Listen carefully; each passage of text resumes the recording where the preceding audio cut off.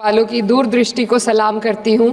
एक युवा सांसद के तौर पर मैं अपनी उम्मीदों को संविधान के साथ जोड़कर खास तौर पर ये बताना चाहती हूँ कि आज हमारे देश में पिछड़े, दलित, अल्पसंख्यक समुदाय को किस तरह अपने संवैधानिक अधिकारों और आज़ादियों की हिफाजत के लिए हर रोज़ मुश्किलों का सामना करना पड़ रहा है। Doctor B.R. अम्बेडकर के कथन से अपनी बात रखना चाहती हूँ। उन्होंने कहा था, मुझे अपने भारतवर्ष पर फक्र है कि जिसके पास ऐसा संविधान है जो लोकतंत्र, समाजवाद और सेक्युलरिज्म को संजोता है। लेकिन आज ऐसा लगता है जैसे संविधान की किताब तो है पर इसे चलाने वालों का ईमान गुम हो गया है। आज हिंदुस्तान में हर वर्ग को किसी न किसी चुनौती का सामना करना पड़ रहा है, मगर अल्पसंख्यक खासतौर पर मुसलमानों पर जो कहर टूटा है वो किसी से छुपा नहीं है।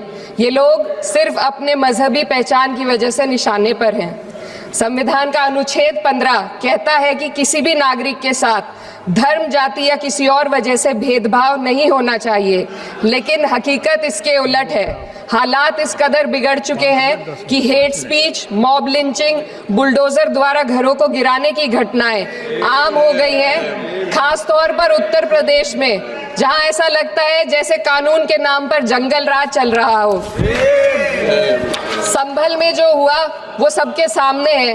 पुलिस के संरक्षण में निर्दोष लोगों की हत्या की गई और सरकार ने चुप्पी साध ली। अल्पसंख्यकों पर हिंसा बढ़ती जा रही है, मगर सत्ता में बैठे लोग या तो आंखें मूंदे हुए हैं या फिर इन घटनाओं को बढ़ावा दे रहे हैं। हद तो तब हो जाती है जब न्यायपालिका की बात भी अनसुनी कर दी जाती है। सुप्रीम कोर्ट ने मॉब लिंचिंग पर 11 सूत्रीय निर्देश जारी किए थे। इसमें साफ कहा गया था कि राज्य सरकारें और पुलिस इस तरह की घटनाओं को रोकने और दोषियों पर सख्त कार्रवाई करने के लिए जिम्मेदार है, लेकिन आज भी इन निर्देशों पर अमल नहीं हो रहा है। हाल ये है कि मॉब लिंचिंग को रोकने की बजाय सत्ता में बैठे लोग आग में घी डालने का काम कर रहे हैं। उनकी जुबान से ऐसी बातें निकलती हैं जो नफरत को और बढ़ावा देती है। ये अशांति अब इतनी गहराई तक फैल चुकी है कि हमारे समाज के धर्मनिरपेक्ष चरित्र पर गंभीर सवाल उठ रहे हैं। साल की शुरुआत में ही कई राज्यों में दुकानदारों को अपने नाम बोर्ड पर लगाने के लिए मजबूर किया गया। इसे सेहत और सुरक्षा के कानूनों का हिस्सा बताया गया, मगर असल मंशा कुछ और थी।